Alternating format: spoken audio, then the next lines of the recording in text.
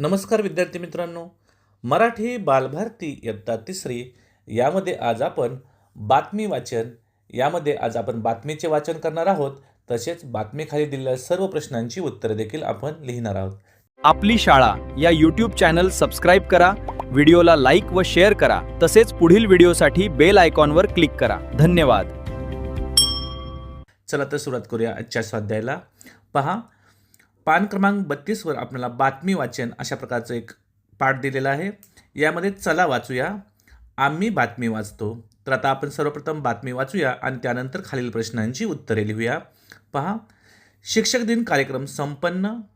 जिल्हा परिषद प्राथमिक शाळा वडगाव येथे शिक्षक दिन उत्साहात साजरा. सांगली प्रतिनिधी. तारीख 6 जिल्हा परिषद शाळा वडगाव येथे 5 सप्टेंबर रोजी शिक्षक दिनाचे औचित्य साधून नाविन्यपूर्ण उपक्रमाचे आयोजन करण्यात आले. डॉक्टर सर्वपल्ली राधाकृष्णन यांच्या प्रतिमेचे पूजन करून गुरुवंदनेने कार्यक्रमाची सुरुवात झाली. यावेळी गीत गायन, कथाकथन, वक्तृत्व, भूमिका अभिनय अशा विविध प्रकारच्या कलागुणांचे विद्यार्थ्यांनी सादरीकरण केले. इयत्ता 7वीतील विद्यार्थ्यांनी शिक्षकांच्या व मुख्याध्यापकांच्या भूमिकेतून शालेय प्रशासनाचे व कार्यक्रमाचे नियोजन सुयोग्य पद्धतीने केले. त्याबद्दल मुख्याध्यापकांनी व शालेय व्यवस्थापन समितीने विद्यार्थ्यांचे कौतुक केले.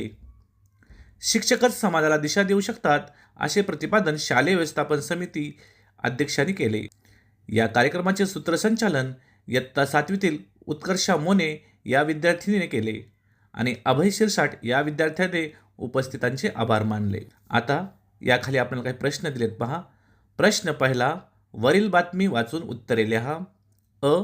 कोणत्या शाळेत शिक्षक दिन साजरा झाला? आता आपण याचं उत्तर लिहूया. उत्तर, जिल्हा परिषद प्राथमिक शाळा वडगाव येथे शिक्षक दिन साजरा झाला. त्यानंतर पुढील प्रश्न. कार्यक्रमाप्रसंगी कोणाच्या प्रतिमेचे पूजन करण्यात आले? उत्तर, कार्यक्रमाप्रसंगी डॉक्टर सर्वपल्ली राधाकृष्णन यांच्या प्रतिमेचे पूजन करण्यात आले. पुढील प्रश्न. विद्यार्थ्यांनी कोणत्या कलागुणांचे सादरीकरण केले? उत्तर, विद्यार्थ्यांनी गीत गायन, कथाकथन, वक्तृत्व आणि भूमिका अभिनय या कलागुणांचे सादरीकरण केले. त्यानंतर पुढील प्रश्न.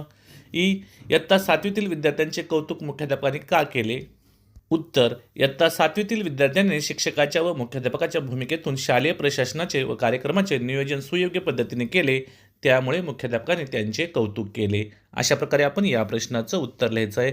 पुढे शालेय व्यवस्थापन समितीचे अध्यक्ष काय म्हणाले? तर आता आपण याचं उत्तर लिहूया. उत्तर, शालेय व्यवस्थापन समितीचे अध्यक्ष म्हणाले, शिक्षकच समाजाला दिशा देऊ शकतात.